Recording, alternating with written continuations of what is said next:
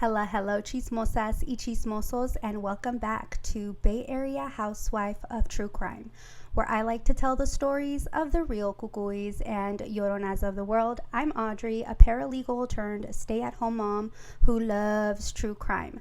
The cases I cover are wild, topics may be triggering, viewer and listener discretion is strongly advised. The people mentioned are innocent until proven guilty in court. With all that being said, grab your hot Cheetos and let's get started on today's case. For a couple hours a week, Monte Salyer would put on his Sunday best, or should I say Saturday best, attire and attitude, and portrayed himself to be a great guy, a stand-up guy.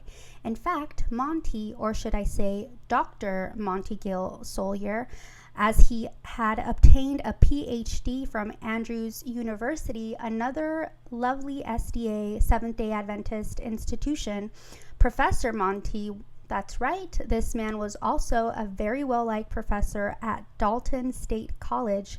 Well, every Saturday he would attend his SDA church with his wife. That's right, this man was also married to a Penny Salyer. Penny Anderson and Monte Salyer were married on March 20th of 1975 at the Cedar Lake Academy Chapel in Michigan while they were both students at Andrews University. Monte is the son of Mr. and Mrs. Ron Salyer of Grand Edge, Michigan. Back in the day, women were reduced to only being called the Mrs. of their husband's full name.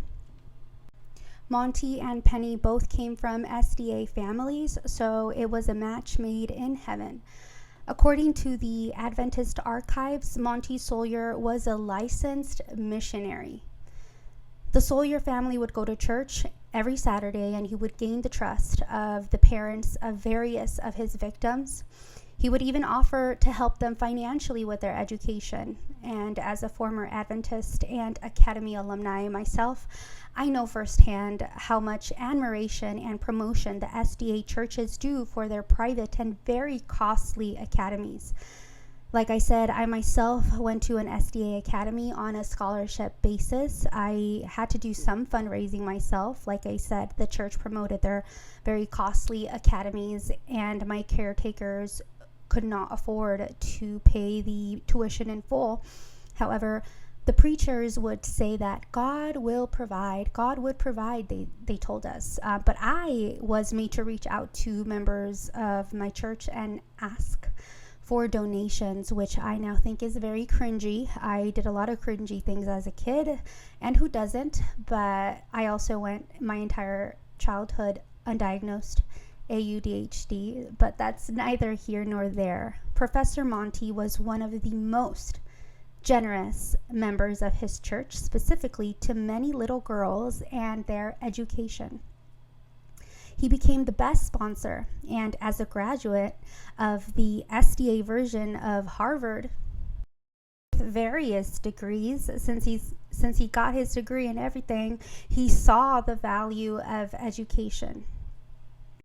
Professor Monte earned his bachelor's and master's degrees from Andrews University in Berrien Springs, Michigan. His education did not stop there, as he went on to receive 2 doctoral degrees from Michigan State.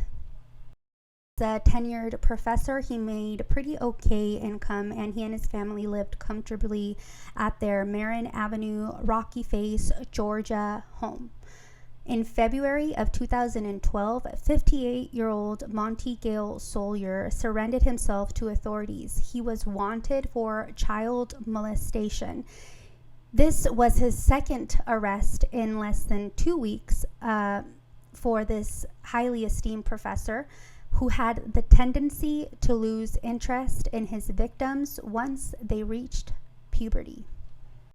One was now 20, another 16, the youngest 8, and a member of his very own family.